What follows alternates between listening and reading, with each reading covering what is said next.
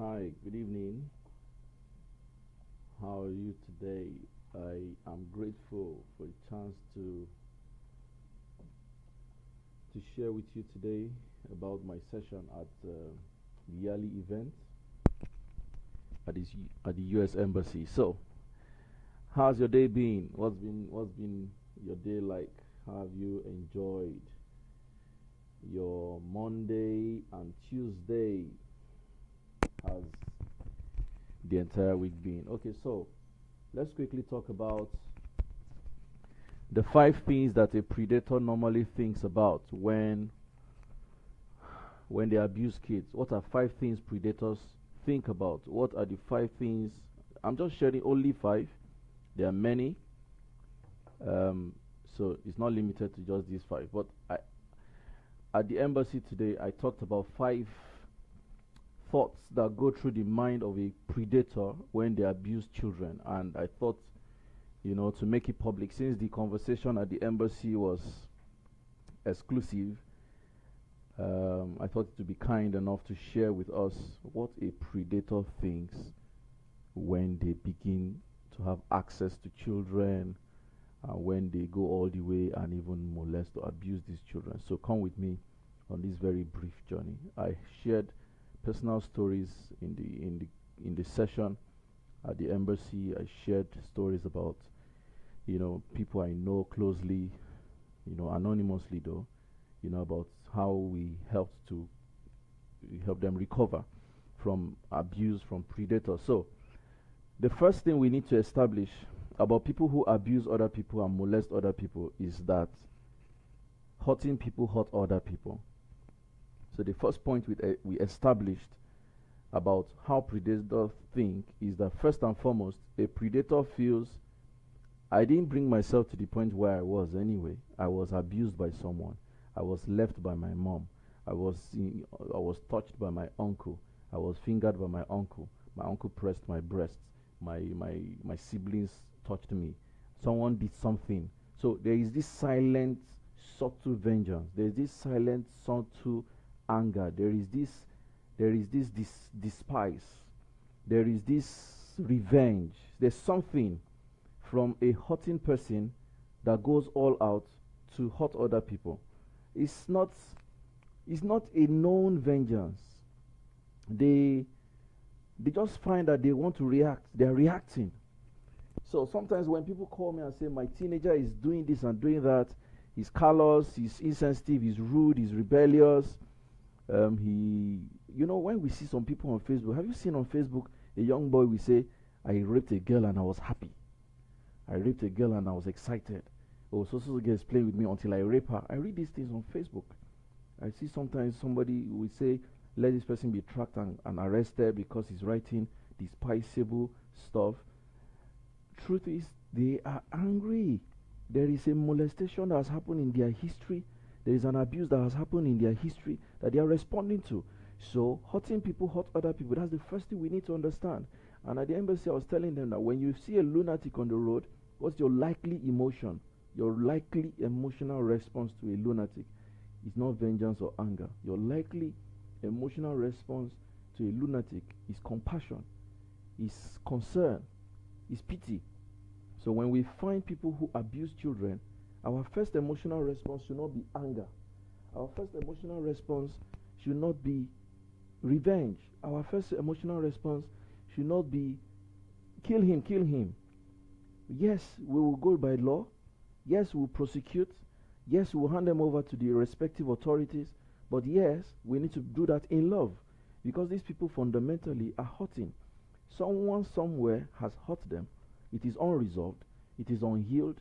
It is still a wound. It is still a crisis in their lives. They are still going through trauma. They are still going through challenges and they need to recover. So until we understand that these people and they need to be restored, they need to be healed, they need to go through interventions, they need to go through therapy, they need to go through healing process, they will keep hurting other people. So hurting people hurt other people. That's the first. The second point is this. Most abusers know in their mind that parents will not believe their children. Have you noticed that more than 90% of abusers are close family members? They have close ties with family. They're either an uncle, a church member, a neighbor. Somehow, the people that really get to abuse people that get to really abuse children are close members, people close to the family. And one of the things that they say and do is they will not believe these children. So when you report, for instance, your child comes to you and says, my so did this to me, be like, come on, shut up. Don't let people hear you. How can you say that? How can that uncle touch you? How can this auntie do that? Come on. That's how you be talking. You talk too much. Come on, go and sit down. That's what we do. So there is already this preemptive thought. There is this notion that the abuser says they will not believe you. If you like, go and tell your mommy, she will not believe you. If you like, tell your daddy, he will not believe you. That is what a predator thinks. So the antidote for such is for you to help your children understand that you believe them. Every day, tell your kids, I believe you. Whatever you do, I believe in you and I believe you. Whatever you tell me, I believe in you and I believe you. And don't just say it, show it that you believe them. When you find out they are wrong, then you correct them. I remember when Sharon, my first daughter, will come and just create story. In school, this happened, that happened. And when we take time and listen, we now say, Sharon, how did it happen? We now start showing how it is disjoint information. She will now laugh. We would not just say, we don't believe you, shut up. I remember one time we made that error. We said, you talk too much, Sharon. And later we said, hey, this thing we've said can cause trouble. Oh. We had to retrace our steps and allow her express herself and talk. And then when we examine it, we ask questions, we now realize the gaps. We now ask her, okay, this gap and this gap, how can you explain it? And then when she realizes that, then my daddy, they don't know the thing, she'll start saying, she'll find a way to explain. We tell her, it's not right. It's not right to speak lies. It's not right to say things that are not true. So she knows that she can talk. She also realizes that she doesn't need to lie. But let your kids know you believe in them and you believe them. That's number 2. Number 3, the predators most times are people that your kids love. They are people your kids are fond of. They are people that your kids admire. They are people that your kids look up to. They are people that your kids, respect. So in the mind of the predator, this child loves me too now. After all, it's love. This child is in love with me. This child, I can see it in his eyes. I can see it in her eyes that she likes me. Maybe she wants this thing. A friend of mine once told me somebody was molesting her. And he was telling her, I know you like this. I know you're enjoying it. But you're just trying, you don't have the courage to say it. I know you love what I'm doing. I know you like how I'm touching your breasts. You like how I'm fingering you. And I know you're enjoying it. You just don't want to tell me. And I understand. When she told me, I was like, oh my God. Predators actually think that you like it. You love them. You're enjoying it. And that's why they go on to do this stuff. So it's something predators think. And so you need to help your kids understand the difference and boundary between admiration and involvement, between admiration and entanglement. When admiration has led to abuse, your kids should know the difference, because that's how predators think. Number 4 of how predators think is that predators think you owe them because they are spending time with kids. After all, you are busy. Many times we're actually so busy. I know how much my work takes me away from home, and I'm grateful to my wife for how much she's done. And I can imagine how much she also tries to manage.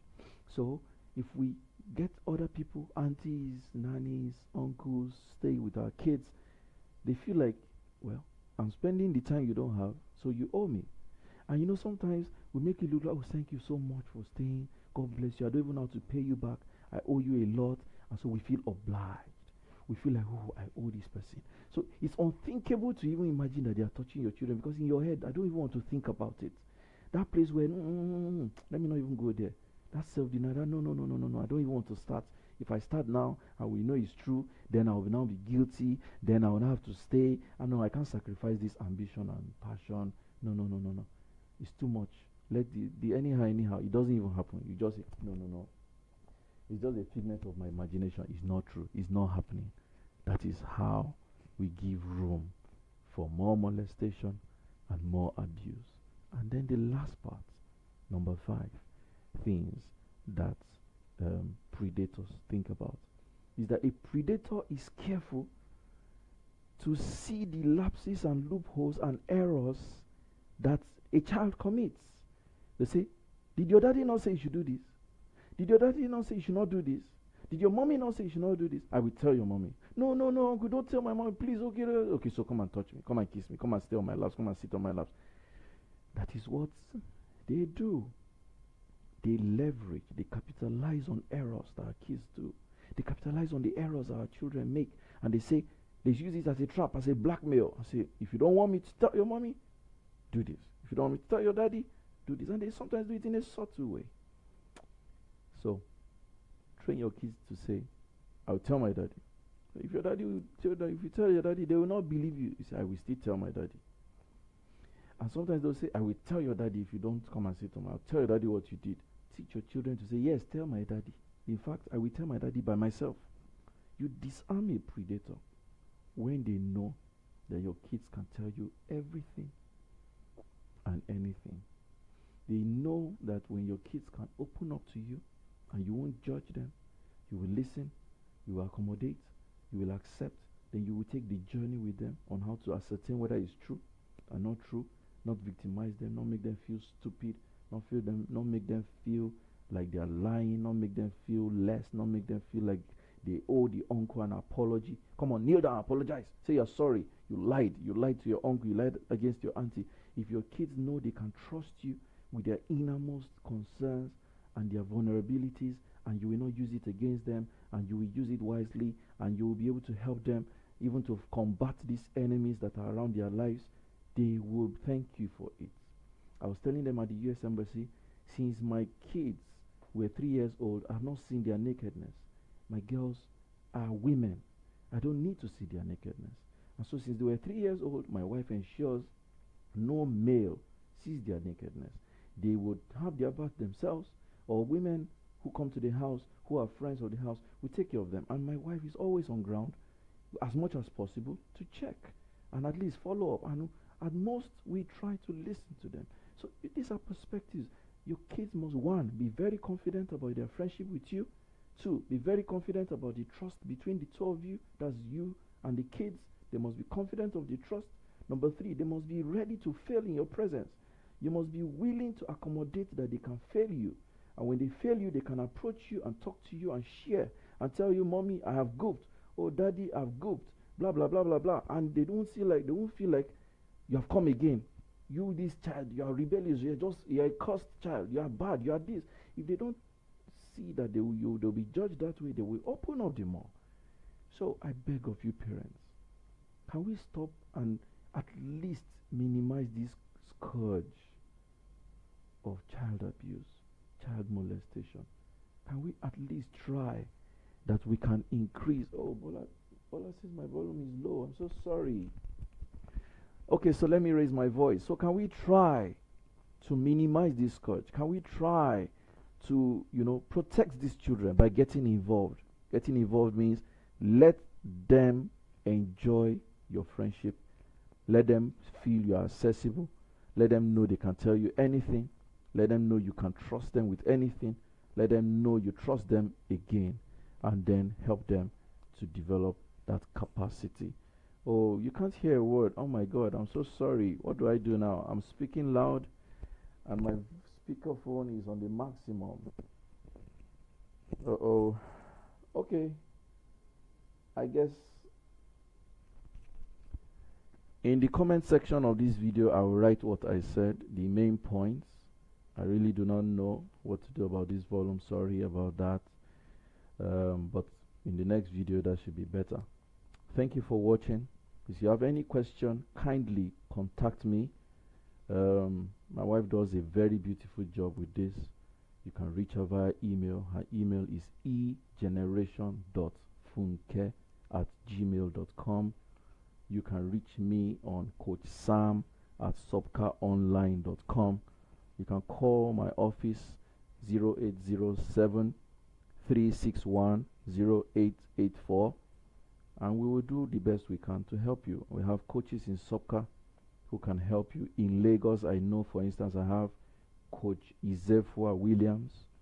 She will be of great service and help to you. Coach Antonia Onyenegba can help you. I met one woman today, Coach Bukola, I guess, or Molade or something. We can get her contacts for you if you want. There are so many places to get help. I understand Lagos State is doing a great job with child abuse, so please take advantage of it. Let us do the best we can to help our children. Thank you, and I apologize for the audio for those who had it very low. I appreciate everything. Thank you, Lawrence. Okay, so the sound is not actually from my side. I apologize for those who had a poor sound. Please check your device again, but I'll also ensure I write the points in the comment section. Leave your comments, ask your questions, drop an email, place a call or SMS. Let's do everything we can to help our children. I love my girls. I will never, never allow myself be a vehicle to their abuse. Don't be a vehicle to the abuse of your children, and please play a role to help other children, even if you don't have children. Whichever way, our children are our golden assets, and let's play the role we can. I love you. Thank you. I look forward to tomorrow's business session that is holding in Simply African Place at Admiralty Way in Lekki. Already the seats are full. We have more than 20 excess requests that we cannot process. So it's a function of the earlier you come, the better for you, so you can sit. We will not reserve seats for those who come late. So the earlier you arrive at the venue, the better for you, please. So see you tomorrow at Lekki. If you're outside Lagos State, all the best. Love you. Take care. God bless you. Bye.